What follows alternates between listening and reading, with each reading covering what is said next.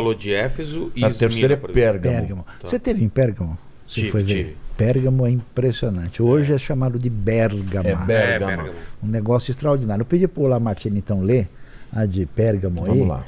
E lá em Pérgamo, o lance do pergaminho, né? É. Pelo que me explicaram lá, me corrijam aí, existiu papiro que Isso. vinha Do Egito, que é daquele junco, né? Exatamente. Aí começou a não ter mais o papiro e os caras Uma tiveram que crise. desenvolver uma outra coisa, Exatamente. que é da pele, né? O papiro, De ovelha, pergaminho é da de pele de cabra. ovelha. Tem todo um trabalho de curar e esticar e tal lá. E ele é mais resistente que o papiro, né? Muito mais. Muito mais, né? Terceiro século antes de Cristo é que isso aparece. Apesar de que hoje existe estudiosos, pesquisadores que dizem que não é bem assim, mas a maioria ainda diz que isso faz sentido, por isso que a cidade, né, é chamada. A cidade foi muito importante, ela também era uma cidade, até certo ponto ela chegou a rivalizar com Éfeso, Sim. mas ela foi mais importante. Tinha uma grande de biblioteca. importância e tal. Exatamente. Então o negócio Pérgamo. é muito E significativo. assim, se você olhar para a igreja de Pérgamo dentro daquela linha, gamos é casamento, né? Poligamia, Isso. né? Então Pérgamo fala da igreja que se casou, né, com o poder, com o Estado. Então Exatamente. seria a institucionalização da fé, porque o que acontece? Constantino, ele estava numa briga com Maxêncio para ver quem ia ser o imperador de Roma. E ele iria perder. Então ele achou muito conveniente, alguns acreditam na conversão dele, eu tenho minhas dúvidas, né? Ele forja uma conversão e ele então chama os cristãos e fala: olha, se vocês se juntarem a mim, nós vamos vencer a batalha. E como resultado disso, eu vou dar liberdade de culto. E ele de fato fez isso, ele institucionalizou, né? Universalizou. A palavra católica no latim significa universal. Até a Igreja Universal copiou até nisso. Ah, é? É o mesmo sentido. É a ideia de ser A ideia de ser universal. totalizante. E esta foi uma aliança terrível, porque Constantino, ele era um adorador do rei Sol, né, de todo o paganismo babilônico, e ele trouxe para dentro da igreja, e ali começa uma era em que, vamos dizer assim, a teologia e a doutrina, ela é maculada por conta dessa aliança. Agora, vamos ler aqui, porque essa é só uma possibilidade. Vamos falar do que é concreto. Vamos voltar para Pérgamo. Para Pérgamo. O anjo da igreja em Pérgamo escreve: estas coisas diz aquele que tem a espada afiada de 2 gumes. Conheço o lugar em que habitas, onde está o trono de Satanás. Muito provavelmente está se referindo a esse altar de Zeus. Não era um templo, era um altar onde eram sacrificados, inclusive, vidas humanas, né? E que conservas o meu nome e não negaste a minha fé ainda nos dias de Antipas, minha testemunha, meu fiel, que foi morto entre vós, onde Satanás habita. Tenho, todavia, contra ti algumas coisas, pois tem aí os que sustentam a doutrina de Balaão. Isso a gente pode explicar depois também.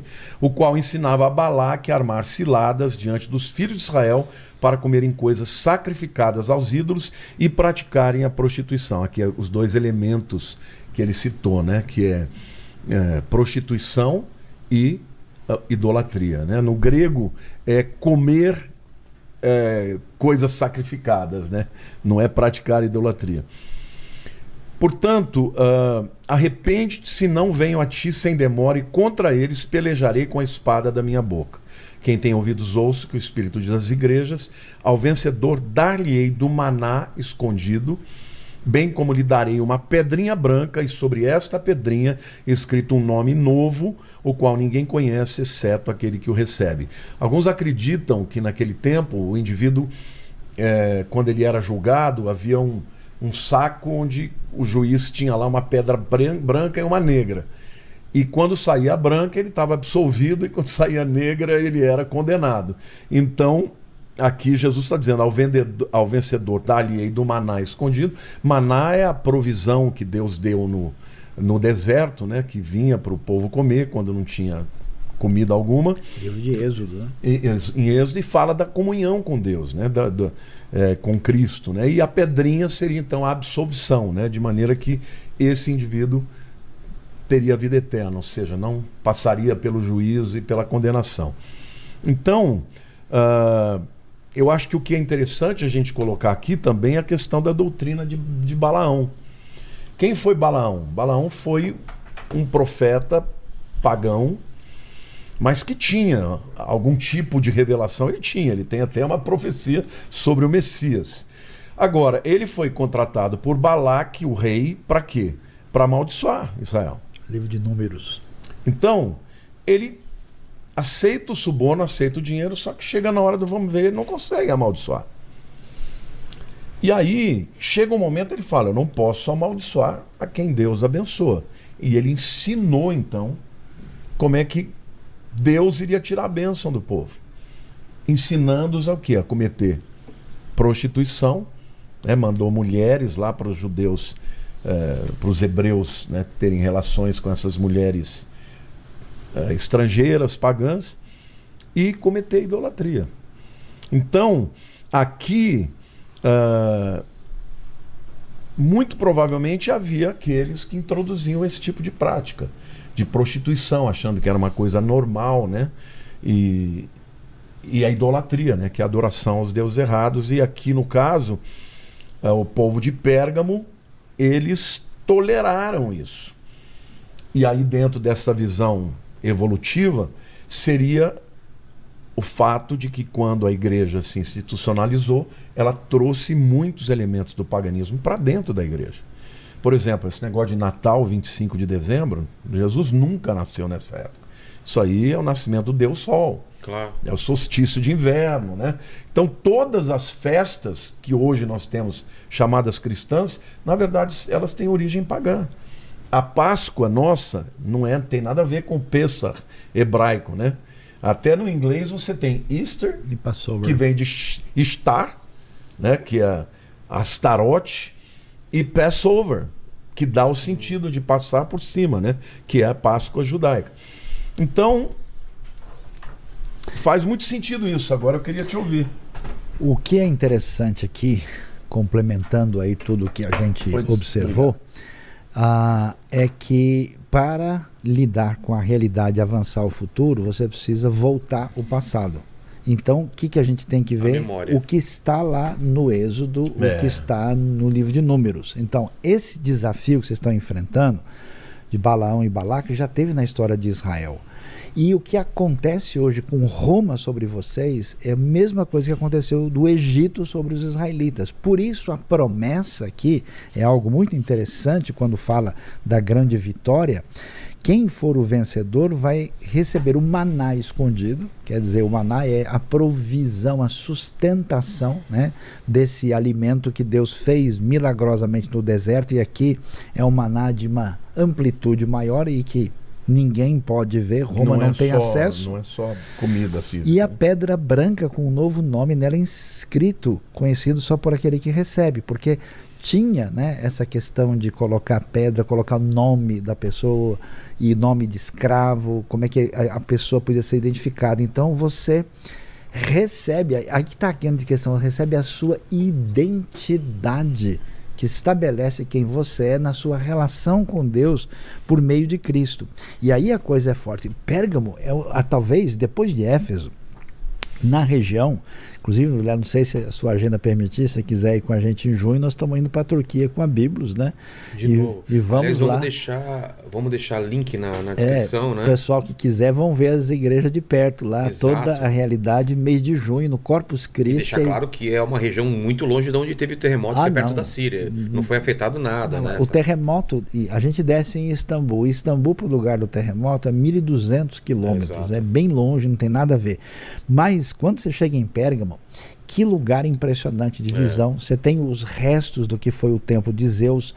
Provavelmente Pérgamo era o lugar de maior concentração de cultos pagãos ali, inclusive, especialmente tinha de adoração de uma serpente viva. Que? Sim, serpente, culto de Baco, de Dionísio, culto ao imperador. Baco, né, que gerou os bacanais, que eram as festas. Quando a gente sobe, regadas né, a muito vinho, né? Você pega aquele elevador, né, com aquela subida lá no alto e depois vai, e a gente pode ver o templo ali em cima, o que está lá que a gente vê hoje é o templo de Trajano, que foi o imperador depois Pega aquele teleférico, aquele... Isso, Sei. depois que a gente sobe, chega mais velho esse templo da época Sei. de Trajano, que é o começo do 2º século, né? Trajano, o Germânico, como era conhecido, e dá para ver também ali o que era o altar de Júpiter, né? E então, por isso, essa questão do lugar principal de valorização da adoração ao imperador tem a ver com a cidade, porque o cara lê isso aqui e assusta, né? Cidade onde Satanás habita, descobrir, tá lá, mas é uma referência que Apocalipse apresenta direto para a realidade do culto do imperador. Imagina os romanos lendo um negócio desse. Então a coisa era realmente... Porque vejam, o culto ao imperador era mais importante do que o culto às outras divindades. Porque a religião é uma maneira de dominar as pessoas, claro, especialmente quando ela é ilegítima. Como é que os romanos fazem para deixar todo mundo? Você é obrigado a adorar o imperador, senão você Cada cidade relíquio... tinha o seu patrono, mas todos tinham que adorar o imperador. Senão você é relíquio ilícita, você é religião proibida de acordo com a lei romana. E aí então você vê esse elemento histórico, político, teológico que aparece no entendimento do texto bíblico. É uma coisa que eu queria citar aqui também, né? Fala de Balaão, mas a Bíblia ela fala sobre o caminho de Balaão em 2 Pedro 2,15 e Judas 1,11. Fala sobre o erro de Balaão e fala sobre a doutrina de Balaão. Sempre como referência. São 3 aspectos diferentes, né? O caminho fala sobre o proceder, como a maneira como você, né, como você anda. O erro fala, obviamente, do ato em si, mas a doutrina fala daquilo que valida, né, a convicção, a fé, o comportamento. Então, trazendo para os nossos dias hoje, eu entendo que Deus ele espera que a nossa fé e a nossa prática ela perpasse todos esses aspectos. Tanto o seu proceder, quer dizer, não adianta nada você ter a doutrina correta se você não tiver o proceder correto. Aliás, hoje a gente cria essa divisão. No pensamento bíblico não tem doutrina separada de prática. Se a sua prática não faz sentido, é que a sua doutrina está fora do lugar. Fraca. Não tem desconexão entre os dois, né? Então a ortodoxia anda junto com a ortopraxia, senão Exatamente. nós estamos... Esse negócio da pessoa concordar na cabeça dela que é certo, como em outras palavras, a boa doutrina anda junto com a boa prática. Entendi. E Deus não quer que você simplesmente concorde com ele e fala, puxa, que legal, o senhor tem razão. grande. Mas é interessante, né? Caminho fala da vida, né? Do como você anda. O erro fala do erro em si. E a doutrina fala daquilo, do arcabouço de fé ou de ensinamentos que justificam a sua atitude. Agora, Balaão, ele tinha o seu proceder uma grande influência nas heresias daquele tempo. Mas ainda tem hoje também, né?